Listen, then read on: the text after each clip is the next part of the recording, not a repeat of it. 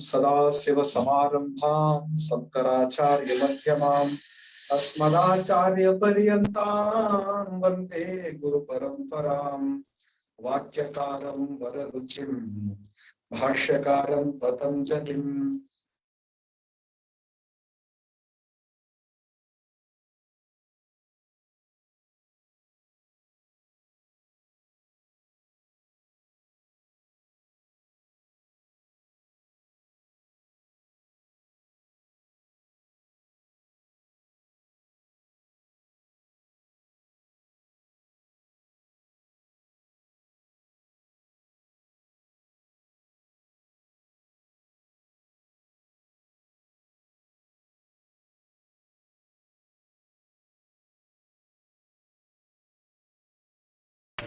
न श्रूयते महोदय।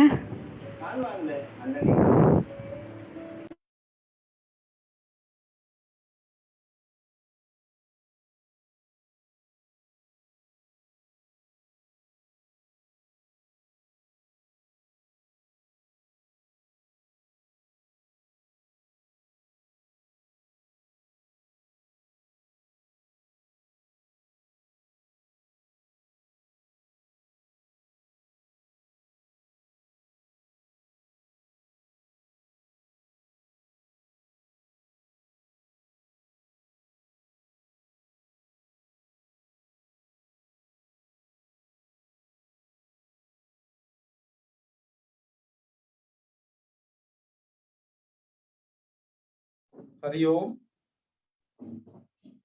हाँ जी, आवाज आ रही है आप लोगों को? हाँ गुरु जी, आ रही है। अच्छा, बीच में कुछ दिक्कत हो गई थी, है ना, इसलिए चली गई थी संभवतः। जी जी, अभी भी नहीं है कोई जी। अब आ रही है? हाँ जी, आ रही है जी। एक मिनट, इसको और सही करते हैं।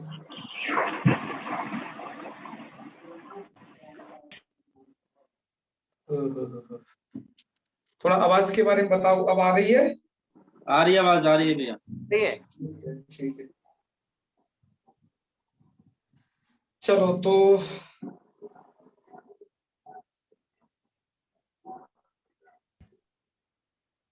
मुझे लगता है कि अब ये हो जाना चाहिए। थोड़ा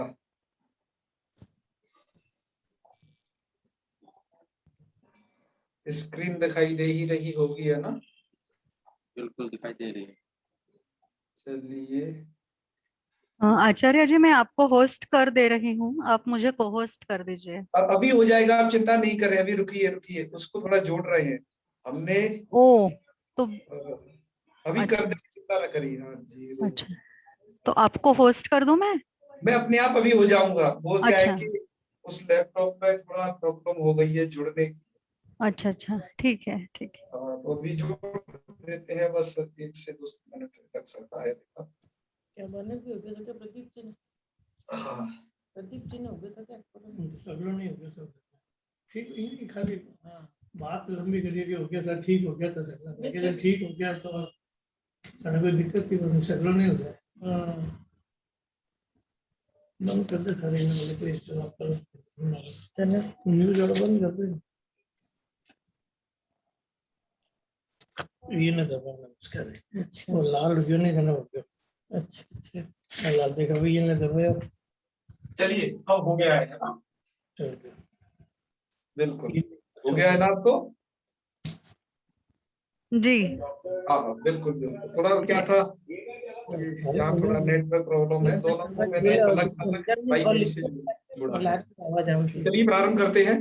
जो जी पिक्चर में तो भी आई गई ये नहीं करो, बिना चलो ही मत, पर बिना आज समझ भी कोई नहीं। म्यूट कर दीजिए। हाँ, ठीक है, ठीक। चलो, मेरी आवाज आप लोगों तक पहुंच रही है अब अच्छे से?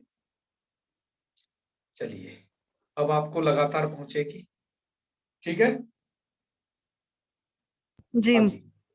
हाँ, तो एक हाँ हूं कोई बीच में करें। कौन है यहाँ पर आप लोगों में से? करते रहे, ठीक है। चलिए, तो अब हम सदृशम त्रिशूलिंगेषु इसका व्याख्यान पढ़ रहे हैं। ये जो दो कारिका हैं, राजमणि जी आप हाँ हाँ बीच में थोड़ा करते रहिएगा। जी भ्राताश्री, जी जी बिल्कुल। हाँ, हम यह अव्यय प्रकरण की अंतिम कक्षा कर रहे हैं। आज के बाद ये अव्यय प्रकरण समाप्त हो जाएगा, लघु सिद्धांत जी का पूर्वार्ध भी समाप्त हो जाएगा। ये क्लास मुश्किल से 20 मिनट की होने वाली है। आप देखिए, आज भी हम बहुत सारी चीजों के विषय में जानकारी एकत्रित करेंगे। तो प्रारंभ करते हैं। इधर जो बाईं साइड आपको ये दिखाई दे रहा है, इधर अव्यय की परिभाषा है, और जो राइट साइड में दिखाई दे रहा है, इसमें एक भागुरी नाम के आचार्य का मत है। तो दो चीजें आज हम जान, स्पष्ट हो गया होगा विषय से।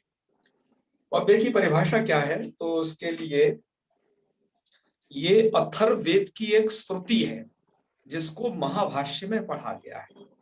तो महाभाष्यकार ने वहां पढ़ा, सदृशम त्रिशुलिंगेषु सर्वासु च विभक्तिषु वचनेषु च सर्वेषु यन्न व्येति तदव्यय।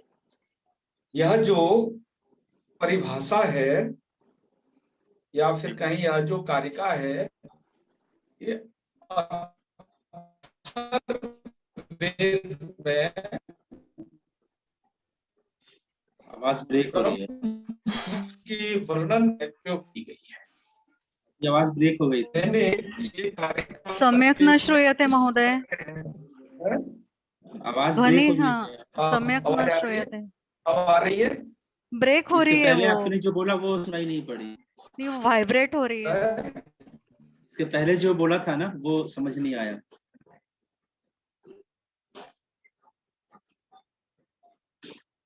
ध्वनि किस प्रकार से हो रही है? ध्वनि लड़खड़ा रही है। वाइब्रेशंस बहुत आ रहे हैं। डबल हो रही है? केवल नहीं हो रही आवाज, वाइब्रेट हो रहा है, लड़खड़ा रही है आवाज, रुक जा रही है। समझ में नहीं आ रहा।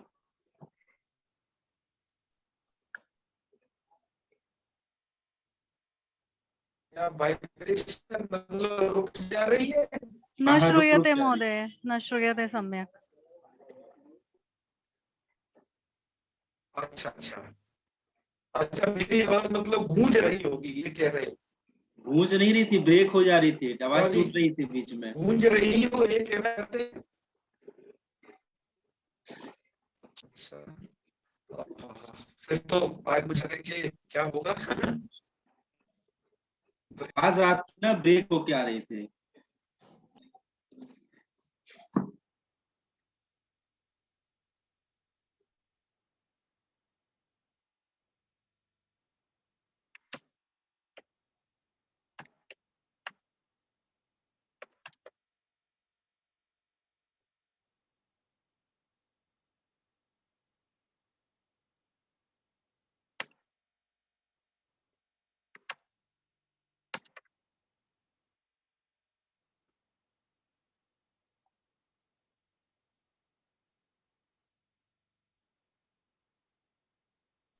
आवाज किसकी आ रही है वो बताइए। अब आ रही है राजमणि जी, आ रही है आवाज। ब्रेक हो रहा है आवाज में? हाँ, ब्रेक इसके हो रही पहले है। पहले आवाज ब्रेक जब हो रही आवाज में थी। ब्रेक हो ना थोड़ा सा। हाँ जी, हाँ हाँ, यहाँ क्या है कि मैं क्या देख रहा हूँ करना थोड़ा पड़ेगा? सा मोबाइल में भी नेटवर्क कवरेज अच्छा नहीं मिल रहा है इसमें, तो जिस कारण से ये ब्रेकिंग हो जा रही है इस टाइम। कोशिश करते हैं हो जाए तो, अन्यथा हम फिर इस पार्ट को रिकॉर्ड कर देंगे कोई एक अच्छा समय लेकर के, हो सके तो मॉर्निंग में कर देंगे, थोड़ा सा ही तो अच्छा है ये। ठीक है, अब आवाज आ रही है आपकी, अब लग रहा हो जाएगा। हो जाएगा। हाँ, अब आ रही है। ऐसी दिक्कत नहीं है श्याम जी, यहाँ पर अब ये हो गया है ना कि थोड़ा स्थान चेंज होने से प्रॉपर नेटवर्क नहीं मिल रहा है। मैं ये देख रहा हूँ नेटवर्क की जो स्पीड है वो बहुत ही संतोषप्रद नहीं है। आवाज आ रही है। अब आ रही है, हो जाएगा। अब आए ऐसा ही तो ये है कि बीच में ब्रेक करेगी हाँ, तो हो आप मुझे जाएगा। बताइएगा, मैं थोड़ा उस बात को 2-3 बार कहूंगा, संभवतः हो जाएगा। ठीक है, चलो प्रयास करते हैं भाई हो जाए तो।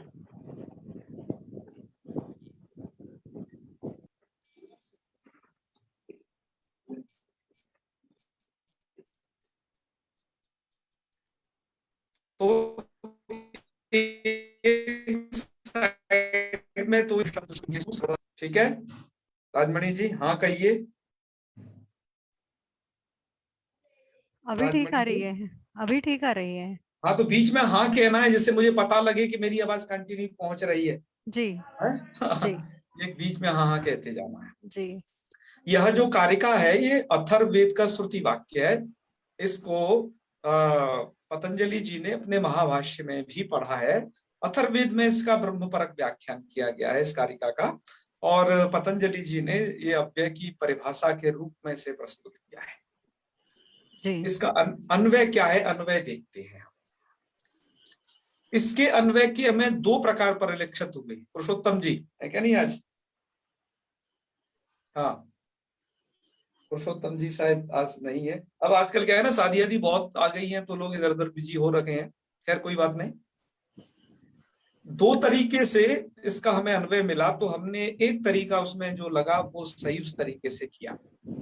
हमने क्या रखा, यन्न वेति तदव्ययम को पहले रख करके, देखिए जो यन्न वेति तदव्ययम जो यहाँ बात में है उससे यहाँ पर अन्वय क्रम में पहले रख करके व्याख्यान किया। इससे हमें लगता है थोड़ा ज्यादा सौकर्य होगा। दो प्रकार के अन्वय हैं, किन्हीं में तो यन्न वेति तदव्ययम यह अंतिम में दिया गया है, ठीक है। हाँ अंतिम में। तो ये दो तरीके हैं, अन्वय क्रम में बाद में रखते हैं, पर हमें अन्वय क्रम में पहले रखना क्यों ज्यादा अच्छा लगा आइए बताते। जब हमने अब कह दिया यन्न वेति तदव्ययम, देखो यहां से प्रारंभ करिए। यन्न वेत्ति तदव्ययम त्रिषु लिंगेषु सर्वासु च विभक्तिषु वचनेषु च सर्वेषु सदृशम अस्ति। एक क्रिया के अध्याय से काम चल गया, ठीक है। अच्छा, और हमें मतलब वो ज्ञात पदार्थ हो गया जिसके विषय में हम कह रहे हैं, वो अव्ययम हमें पता चल गया कि किसके बारे में कथन कहा जा रहा है, त्रिषु लिंगेषु इत्यादि। अब यदि इसे बाद में रख करके अन्वय करते हैं तो उसको ऐसे कुछ करना पड़ेगा कि त्रिषु लिंगेषु सर्वासु च विभक्तिषु वचनेषु च सर्वेषु सदृशम अस्ति यन्न वेत्ति तदव्ययम, ऐसे हमें कहना पड़ेगा, ठीक है। तो उसमें आकांक्षाएं रहेंगी, तो उसका बाद में अलग ही समन हो जाएगा। तो पहले रखने दो तरीके मिले। एक किताब में हमें पहले ऐसा मिला तो हमें ये ज्यादा रुचिकर लगा, तो हमने उसी क्रम को यहाँ पे रखा है। ये तो हो गया इसका अन्वय प्रकार। अन्वय का मतलब होता है कि आपके जो कर्ता क्रिया कर्म और उनके विशेषणों को एक सही क्रम में लगा करके एक पूरा वाक्य विन्यास करके उसका अर्थ करना अच्छे तरीके से, ये कहलाता है। ठीक है राजमणि जी।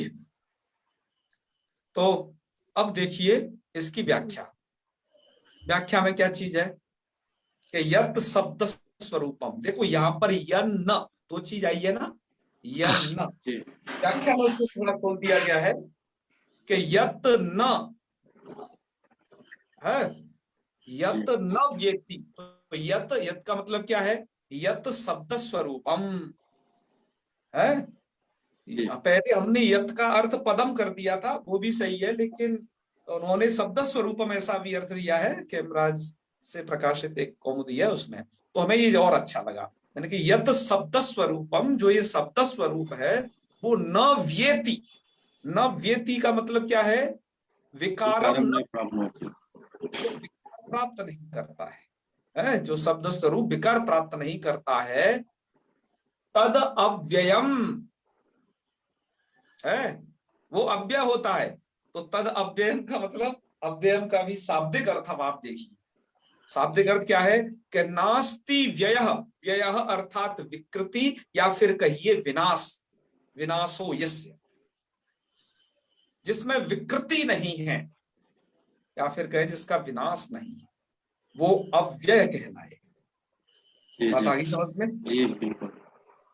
तो यत न वेति तद अव्ययम, यत अर्थात शब्द स्वरूपम, न वेति विकारम न प्राप्नोति तद अव्ययम, वो अव्यय है। और वो अव्यय कैसा है, अभी यहाँ पर इसको पूरा खत्म नहीं किया कि तद अव्ययम, वो जो अव्यय है वो त्रिषु लिंगेषु, त्रिषु लिंगेषु अर्थात स्त्री पुंसकेषु, ये तीन ही तो लिंग है ना। तो स्त्री पुंसकेषु और सर्वासु च विभक्तिषु, और सभी विभक्तियों में। सर्वा विभक्ति का मतलब, विभक्ति का मतलब यहाँ पर आपको वो नहीं लेना है सुस इस प्रकार का है अलग अलग, बल्कि यहाँ पर विभक्ति से, हालांकि विभक्ति जो संज्ञा है उन्हीं की है, लेकिन यहाँ पर आपको कर्म कर्ण इत्यादि कारक लेने हैं विभक्तियों से, क्योंकि वो भी तो क्या है, ठीक है, ये चीजों को आपको ग्रहण करना है, ऐसा व्याख्याकार है उनका मत है। तो इसलिए हमें सर्वासु विभक्तिषु की व्याख्या की कि कर्म करणादि कारकेषु, ये कि वो विकार को प्राप्त नहीं होता है वो शब्द स्वरूप, कुत्र कि कर्म करणाधिकारकेषु सर्वासु विभक्तिषु अर्थात कर्म करणाधिकारकेषु और वचनेषु च सर्वेषु। इसका क्या अर्थ है? वचनेषु सर्वेषु का अर्थ है कि एकत्व द्वित्व बहुत्वेषु, जो एक वचन द्विवचन बहुवचन होते हैं ना, कहीं उन सब जगह एकत्व द्वित्व बहुत्वेषु वो कैसा होता है? सदृशम, सदृशम अर्थात एक प्रकारकम अस्ति, वो एक प्रकार का ही है। क्योंकि देखो इसमें एक सदृशम शब्द दिया है, तो उसको त्रिषु लिंगेषु सदृशम, सर्वासु विभक्तिषु सदृशम, पुनः कीदृशम और वचनेषु च सर्वेषु सदृशम। उस सदृश को सब जगह जोड़ दे, मैंने उसे यहाँ अंतिम में एक साथ जोड़ दिया है। आप अपने सौकर्य के लिए अलग अलग करके भी जोड़ करके कह सकते हो ये नवेती द्रव्य है। बात आई समझ में? उदाहरण के लिए आप देख सकते हो कि हमारा एक तत्रव्य है जो आपने पढ़ा, आप पुल्लिंग प्रयोग करते हो तब भी कहोगे तत्र घटे। तत्र में कोई परिवर्तन हुआ? नहीं हुआ। तत्र शालायाम और तत्र नगरे नपुंसक लिंग हो, नगर शब्द नपुंसक लिंग है, तब भी प्रयोग वही के वही होंगे। तत्र में कोई भी बदलाव नहीं है और सब चीज बदल रही है, पुल्लिंग में, स्त्रीलिंग में, नपुंसक लिंग में, तत्र तत्र जैसा ही। तो ये तो बात हो गई कि यह जो है कि त्रिषु लिंगेषु समान, तीनों लिंगों में समान होगा, विभक्तियों में समान है ये, ठीक है। और वचन में भी ये समान ही रहना है। यहाँ पर तत्र अव्यय से उदाहरण दिया गया। इस प्रकार के जो अनेक अव्यय हैं आपने पढ़े हैं, उन सबका यही हालचाल है, वो सब ऐसे ही रहते हैं यथावत, चाहे कैसा भी उनका विशेष से आप प्रयोग कर दीजिए, उनको एक जैसा ही रहना है जैसे वो है, उनमें बदलाव नहीं होना है। बात आई समझ में? जी जी। तत्र शालायाम उदाहरण को हम पिछली क्लास में भी दे चुके हैं, वहां टाप वगैरह नहीं हुआ इत्यादि बताकर। तो इस कारिका का व्याख्या आपको समझ में आ गई हो, क्यों जी? आ गई। हाँ हाँ, तो ये है एक कारिका, एक आपने। इसके बाद लघु सिद्धांत कौमुदीकार ने सिद्धांत कौमुदीकार का अनुकरण करते हुए एक श्लोक और लिखा है। वो श्लोक है आपका इधर वाला कि वष्टि भागुरी दल्लोप मवाप्यो रूपसर्गयो आपम चैव हलंतानाम यथा वाचा निषादिशा। एक और ये दिया, और ये नीचे तो उदाहरण दिए हैं, ये कोई कारिका नहीं है, समझे ना, ये भूल मत करना, ऊपर वाली ही है बस। ये है कारिका। आचार्य भागुरी बताए जाते हैं कि ये पाणिनि से भी पूर्ववर्ती आचार्य रहे, ऐसा इतिहासकारों का मत है। तो उनका एक मत यहाँ पर प्रस्तुत किया। मुझे लगता है कि ये मत काशिकाकार की रीति से सिद्धांत कौमुदीकार ने उद्धृत किया, और सिद्धांत कौमुदीकार ने किया तो लघु सिद्धांत कौमुदी में भी इस मत को उद्धृत किया है। हालांकि ये जो मत है नागेश आदि आचार्य हैं, नव्य आचार्य, उनके द्वारा ये दूसरे तरीकों से भी सिद्ध हो सकता है, पर पहले आप ये मत समझ लीजिए कि मत क्या है, ठीक है। और आपको इसे पढ़ के आनंद आ जाएगा कि अरे वाह, ये किस प्रकार का भी मत आपको पढ़ने में मिलेगा कि इसके आपको बहुत सारे प्रयोग मिलते हैं, ठीक है। तो स्टार्ट होता है ये वष्टि भगुरी रल्लोपा। थोड़ा इसका समन्वय कर दे। अन्वय प्रकार क्या है? इसमें भी अन्वय के दो प्रकार हमें मिले, लेकिन हमने जिस तरीके से अन्वय किया उस प्रकार का एक अन्वय भी है। तो क्या करना है यहाँ पर कि भागुरी कैसे स्टार्ट करना है? देखो केवल अन्वय अन्वय भी, इसका कोई व्याख्या नहीं है। जो ये वाला श्लोक यहाँ दिया हुआ है, बस इसको एक सही क्रम में लगा दिया है, और ये नीचे वाली लाइन को भी इस वाली कैसे किया है इसे, तो वो आप देखें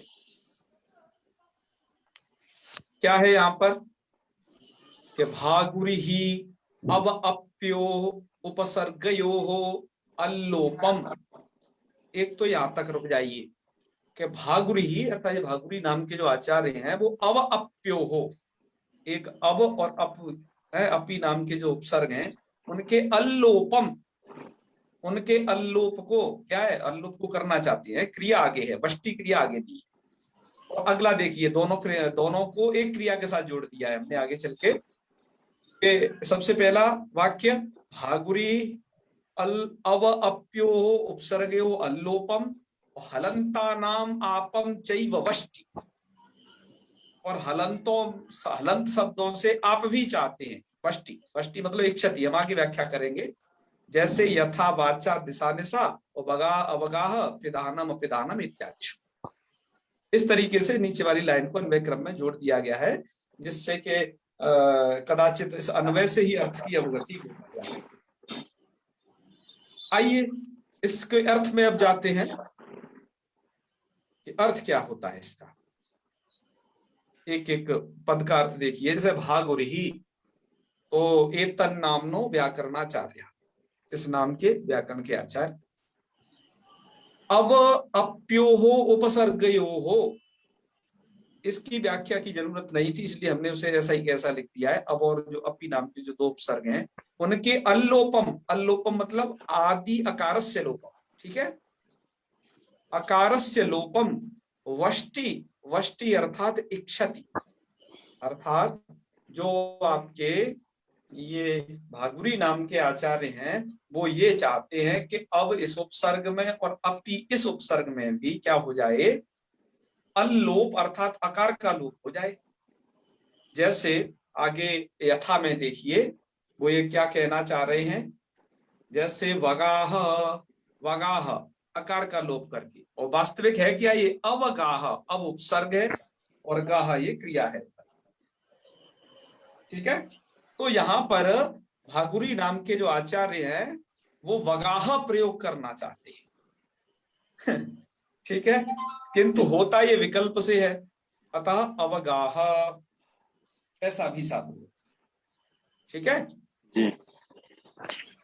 पिधानम, अब आप देखिए क्या, पिधानम और अपिधानम, अपी लगा दिया तो अपिधानम, पिधानम, देखो वगाह अवगाह इनका तो आप जानते हो स्नान करना अर्थ है, और पिधानम मतलब बंद, और अपिधानम का भी वही अर्थ है, अर्थ में चेंज नहीं है, उसका लोप होने के बावजूद अर्थ सेम रहेगा। तो आप कहोगे कि इस प्रकार का क्या साहित्यिक प्रयोग मिलता है? अरे जी बहुत मिलते हैं। पूर्वा परौतो यनिधि वगाह्य स्थिता पृथिव्याम इव मानदंड, है क्या नहीं, कितना प्रसिद्ध है, पहला ही अस्त्युत्तर श्याम वाला है। तो क्या उसमें दिया, वगाह्य, वगाह्य अवगाह्य नहीं दिया, वगाह्य दिया, तो आकार का लोप वो भागुरी नाम के आचार्य के अनुसार वो आकार का लोप हुआ है, ऐसा मानकर, ठीक है। तो इत्यादिशु, इत्यादिशु का मतलब आप केवल इतने ही मत समझ लेना कि जो यहाँ पर ये वगाह वगाह अपिधानम अपिधानम दिए, यही और भी ऐसे बहुत सारे उदाहरण, उन उदाहरणों को भी हम आपको पहले दिखाना चाहेंगे, उसके बाद में अन्य अर्थ करेंगे इसका जो आगे बचा हुआ है। उसका एक स्क्रीनशॉट हमने लिया हुआ है उस पुस्तक से, आप उसे भी देख लें। तो ये देखिए, इसी तरीके से जो प्रयोग में आने वाले हैं, जैसे अवतंसः और वतंसः दोनों ही प्रयोग होते हैं। इन्होंने एक माघ का उदाहरण भी दिया है, यैर वतंस कुसुमई प्रियमेता, तो देखो वतंस है यहाँ पर, अवतंस नहीं, तो आप इससे भी समझ जाओगे कि ये क्या है। तो ये बिना मत जाने आप वहां समझ नहीं पाते कि आकार कहाँ चला गया, बाकी इसका अर्थ क्या होगा। और भी देखिए आप, तो इन्होंने एक नेसद का भी उदाहरण दिया है इसमें, अवस्था और वस्था दोनों ही प्रयोग कर सकते हैं, और वो प्रयोग भी किए गए हैं। एक महावीर चरितम नाम का एक ग्रंथ है, कुंभोप्येताम पितु रोपनताम वीक्ष्यवस्थाम वपुष्मान, उनकी अवस्था को देख करके, तो यहाँ अवस्थाम किया गया है केवल प्रयोग, वीक्ष्यवस्थाम, ठीक है। और अवस्था में भी प्रयोग आता है, दोनों ही प्रयोग होते हैं। इन्होंने नीति का भी अवस्था भी किया है, अवस्था वस्तुनि प्रथयति इत्यादि से। ठीक है जी। जी जी। और देखिए अवक्रय पर ये दो ही उपसर्गों के साथ ये नियम लागू है, ध्यान रखना। अब और अपी जो कहा है, औरों को मत घसीट लेना है इसमें, ठीक है जी। हाँ, तो जैसे अवक्रय होता है तो वक्रय ये भी होगा। और ये है आपका भगुरी का मत। इन्होंने अवक्रय वक्रय, एक अवक्रमः एक वक्रमः, तो ये अव और अपि इन दो उपसर्गों के साथ ये नियम है, औरों के साथ नहीं है। ये अकार लोप जो है भगुरी का, इसके आप समझ गए होंगे। ठीक है, आगे बढ़ते हैं। आपने आधे की जो व्याख्या है वो समझ ली है, अब आगे बढ़ते हैं। आगे क्या है? अब आगे है इसमें कि आप यहां तक पढ़ दिए हो तथा, अब तथा से आगे आगे चलना है कि तथा हलंता नाम, और जो हलंत है, हलंता नाम इत्युक्ते हलंत शब्दानाम, आपम आपम इत्युक्ते टाप प्रत्ययम।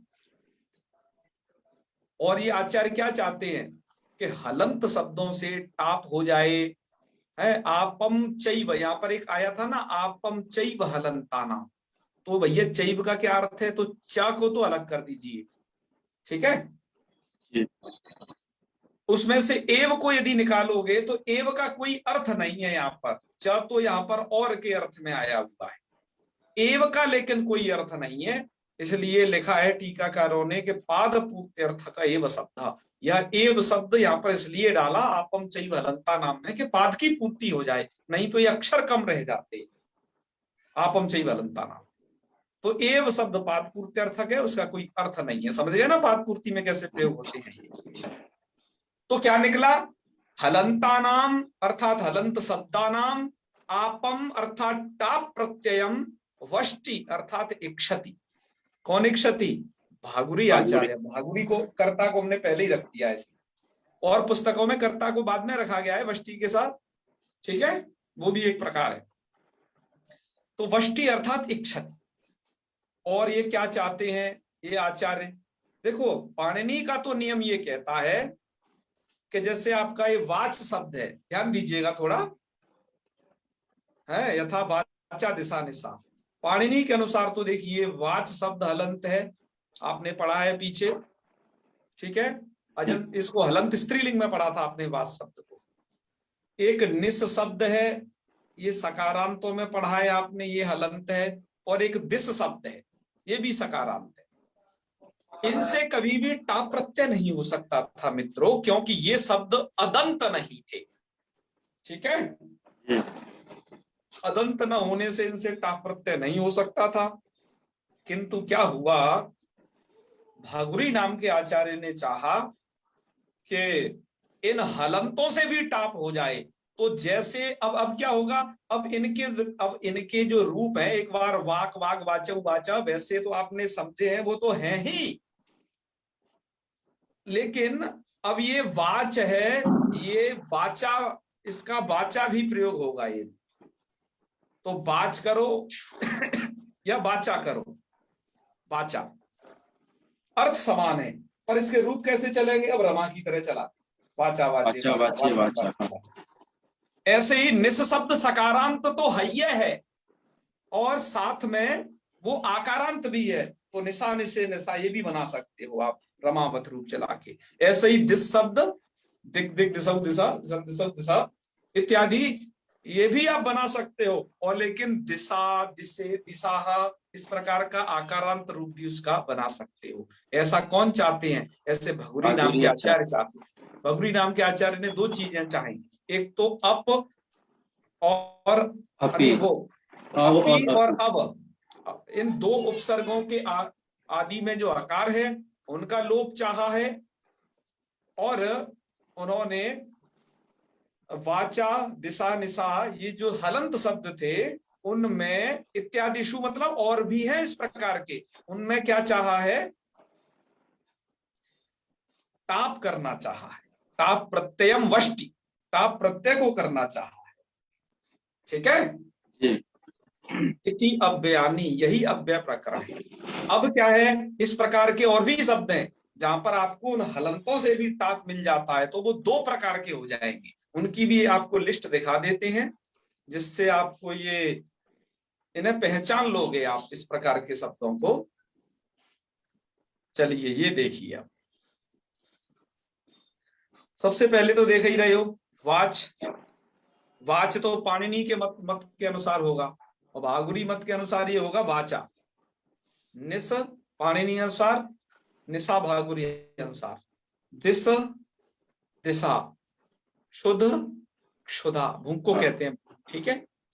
गिर वाणी, और इनके अनुसार गिरा भी होगा, तो 2 तरीके का रूप होगा, ठीक है। त्रिश त्रिषा, रुज रुजा, और मुद मुदा।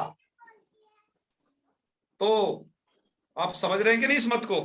जी कितना बिल्कुल, जोरदार मत है ये। बहुत जोरदार है। और आइए इसके कुछ और शब्दों को और पढ़ते हैं, तो आपको एक नई दृष्टि मिलेगी इनसे, कह रहे ऐसा भी हम प्रयोग कर सकते। प्रतिपद, जिसको आप कहते हैं ना, ये आज प्रतिपद तिथि है, पहली तिथि। और प्रतिपदा भी कह सकते हो, प्रतिपदा दोनों है पड़वा तिथि के लिए। वीरुध और वीरुधा है, बेल के लिए कहते हैं। और भी देखिए, दृश और दृशा नेत्र को कहते हैं। सुच सुचा, रुष रुषा, विपद विपदा, आपद आपदा, रुच रुचा, मृद मृदा, त्वच त्वचा, तुष्य तुषा।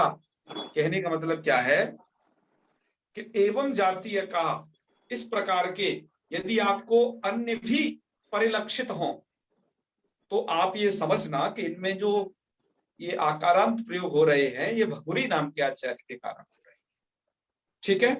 जी बिल्कुल।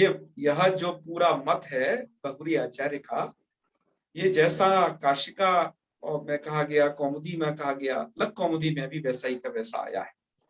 लेकिन इससे जो हमारे नए आचार्य हैं नागेश, वो सहमत नहीं है भगुरी के मत से। वो क्यों नहीं सहमत है, उसमें एक बहुत बड़ा कारण है। आचार्य नागेश इस प्रकार के नागेश हैं कि वो खुद के लिए कहते हैं, पातंजल महाभाष्य कृत भूरे परिश्रम। पतंजलि के महाभाष्य में उन्होंने खूब परिश्रम किया है। तो वो वो ये नहीं कहते कि इस प्रकार के प्रयोग नहीं बनते हैं, इस प्रकार के प्रयोग बनते हैं। मैंने आपको कालिदासीय प्रयोग दिखाए हैं, पूर्वा परौ तो नदी बगाई है, वहां पर आकार नहीं है, अवगाह्य नहीं है, वहां बगाई है। इस प्रकार के प्रयोग लोक में होते हैं। जैसे आपका वाच भी प्रयोग होता है तो वाचा भी प्रयोग होता है, दिस होता है तो दिशा भी प्रयोग होता है, प्रयोग तो होते हैं। लेकिन नागेश का ये कहना है कि यह भगुरी का जो वचन है, ये महाभाष्यकार ने नहीं कहा है। यदि न्याय प्रातिपदिका सूत्र के भाष्य का पर्यालोचन किया जाए तो तदनुसार ये लगता है कि ये मत न तो पतंजलि जी को इष्ट है और न ही उसे कंठ रवेण उन्होंने कहीं कहा है। पुरुषोत्तम जी ध्यान रखिए, आ गए हो ना? हाँ चलो, तो इसलिए उन्होंने क्या किया है कि इस प्रकार के जो प्रयोग हैं, जो कि उनको प्रशोदरादित्वात् साधु माना है। और जहां पर ये टाप वगैरह की बात आई है कि यहाँ टाप वगैरह करना है, तो अजादिगण को आकृतिगण मान करके उसकी कथनचित उन्होंने सिद्धि की है। उनका जो मत है वो लोकशब्द शेखर में यदि जिज्ञासा है तो देख लेना चाहिए, उधर उन्होंने विस्तार से लिखा है और भी कुछ अन्य शब्दों के विषय में लिखा है। पर हम तो यहाँ लघुमती को पढ़ रहे हैं, हमें तो क्योंकि पुरुषोत्तम जी ने एक टच कर दिया था पिछले क्लास में कि ये कारिका का क्या है, तो हमने थोड़ा सा उसके विषय में कहा है, क्योंकि हम भी यही चाहते हैं मल्लिनाथ के अनुसार कि मूल विषय को ज्यादा से ज्यादा आपके समक्ष प्रस्तुत किया जाए। तो आज हम इतना ही बता करके, व्याकरण तो अनंत है, आपको यदि ज्यादा जिज्ञासा है तो उन शास्त्रों में जाके देखिए। हम यहाँ पर स्वल्प थोड़ा प्रकट करके आगे आगे धीरे धीरे बढ़ते रहेंगे। और हमारा पूर्वार्ध यहाँ पर आज समाप्त होता है। अब हमारा उत्तरार्ध लघु सिद्धांत कौमुदी का आरंभ होगा। मैं कह रहा हूं मित्रों, उत्तरार्ध भी उतना ही आवश्यक है जैसे पूर्वार्ध में संधि आवश्यक है। तो संधि के तो बिना व्याकरण आ ही नहीं सकता, आप ये समझ लीजिए। संधियों के कमाल के कारण आपने ये सभी हलंत शब्दों के रूप कितने अच्छे से समझ लिए, वो सब संधियों का ही कमाल है सब जगह। और अजंतों में अजंत शब्द थे तो संधियों के कमाल आए थे, उससे मिल करके सब बना। अब जो है आपको देखो कितनी दिक्कत होती है कि अमुक धातु का क्या रूप बनेगा, उस लकार में क्या बनेगा, ये वो क्या होगा। तो हम उसके रटने से बचेंगे, बल्कि हम कुछ उनके यदि चुनिंदा नियमों को जान लें तो हम अब क्या हो सकता है कि उस जो नियम है जो कि तिप्तस जी सिप्तस का थोड़ा प्रत्ययों का निर्देश करके और भूआदि प्रकृति का निर्देश करके और बीच में थोड़े नियम बना दिए हैं कि प्रकृति के स्थान पर ये वाले आदेश कर लेना, प्रत्यय के स्थान पर ये वाले आदेश कर लेना। ऐसे करके जो तमाम रूप बनते हैं धातुओं से, आप जानते ही हो कि एक धातु से कम 10 लकार होते हैं, ठीक है ना। एक धातु के 10 लकार होते हैं, एक लकार में 9 रूप होते हैं। कितने रूप होते हैं, मैं बिना विकल्प के बता रहा हूँ, विकल्प कर दोगे तो और ज्यादा दिक्कत पड़ जाएगी। तो आप देख लीजिए 10 लकार 9 रूप, तो ये 90 तो सीधे सीधे हो गए। यदि वो धातु आत्मनेपदी मतलब उभयपदी हो जाएगी तो 180 बनेंगे उसके, 9 परस्मयी पद के और 9 जो है उसके आत्मनेपद के। इतने सारे रूपों को हम कैसे याद रखेंगे, वो भी 10 लकारों में अलग अलग। तो ये एक तरीका है जो हम लघु सिद्धांत कौमुदी के अनुसार जानेंगे कि हम बिना रटे, केवल हमें नियम स्मरण रखने, ऐसा होने पर ऐसा हो जाता है, हम उन रूपों को सबको चलाना सीख जाएंगे। तो व्याकरण संस्कृत वाङ्मय की कही, संस्कृत वाङ्मय की वॉक वैन, जिसको यह आता है ये पूरा तिङंत प्रकरण, वो ये समझ लीजिए किसी भी शब्द का अर्थ करने में यदि आपको श्लोकों का अर्थ करने में कठिनाई होती है, अब कठिनाई नहीं होने वाली। आप श्लोक पढ़ेंगे, पढ़ते ही अर्थ की अवगति हो जाएगी, उस क्रियापद को आप तुरंत झट से ढूंढ लिया करेंगे और समझ लिया करेंगे। क्योंकि संस्कृतज्ञों के आगे ये बहुत ज्यादा दिक्कत होती है कि वो ये चाहते हैं, उनकी इच्छा रहती है कि नहीं हमें श्लोक से सीधा अर्थ आता।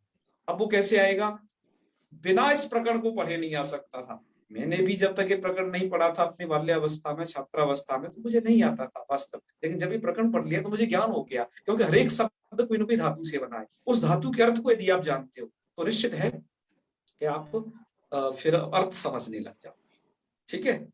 तो ये आवश्यक है। तो अर्थ जानने के लिए श्लोकों का बस यही है कि एक तो आपका ये धातु का ये पूरा तिङंत का चैप्टर तैयार हो जाए और फिर आप श्लोकों को यथावत प्रयास करें थोड़ा अर्थ करने का। कुछ पद नहीं आए तो उन्हें उससे देख लें झटती, तो आप निश्चित ही इसे करने में समर्थ हो जाओगे। तो हमारा अगला कार्यक्रम क्या है, अगला कार्यक्रम टेस्टों का है। अब हम आने वाले एक सप्ताह के भीतर देखते हैं कितने सारे टेस्ट आयोजित कर पाते हैं। तो हमारा हलंत पुल्लिंग सेकंड का, उसके बाद स्त्रीलिंग नपुंसकलिंग का और अव्यय का, ये 4 टेस्ट बचे हुए हैं। इनको लेकर के और यहाँ पूर्वार्ध तक का आप लोग को सर्टिफिकेट जारी करके फिर हम वादिगण में चलेंगे। तो जब तक के लिए आपको थोड़ा समय मिल रहा है, तैयारी करिएगा, पिछले प्रकरण को भूलिएगा नहीं।